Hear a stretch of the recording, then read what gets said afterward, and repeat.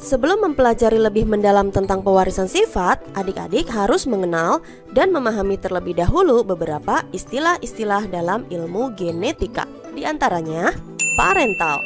Biasanya diberi lambang P besar. Parental artinya induk atau orang tuanya. Filial dilambangkan huruf F. Filial adalah keturunan.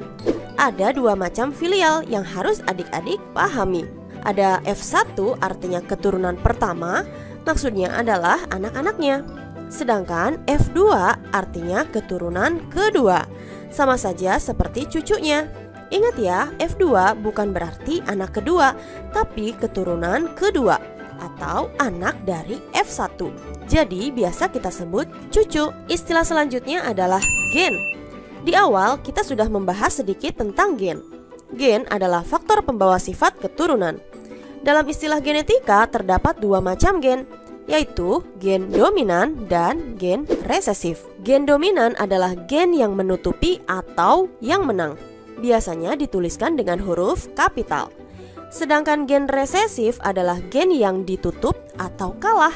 Biasanya ditulis dengan huruf kecil. Istilah berikutnya adalah genotip. Genotip berupa gabungan gen yang sifatnya tidak tampak atau tidak terlihat dari luar. Biasanya dilambangkan dengan gabungan huruf tertentu. Genotip ada dua macam, yaitu genotip homozigot dan genotip heterozigot. Genotip homozigot dituliskan berupa gabungan huruf yang sama persis. Misalnya A besar, atau A kecil, A kecil. Bisa sama-sama besar atau sama-sama huruf kecil. Untuk yang sama-sama huruf besar disebut juga genotip homozigot dominan.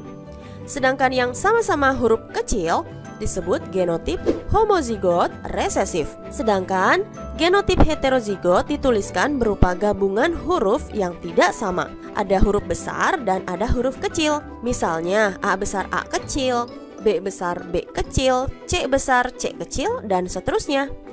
Selanjutnya, lawan dari genotip adalah fenotip. Fenotip adalah sifat-sifat yang tampak atau terlihat. Biasanya dipengaruhi oleh faktor lingkungan. Misalnya, warna kulit, jenis rambut, tinggi badan, bentuk hidung, mata, dan lain-lain. Ada lagi istilah alel. Alel adalah pasangan gen di dalam kromosom yang sama. Contohnya seperti yang tadi, ada A besar, A kecil. Artinya A besar berpasangan atau sealel dengan A kecil.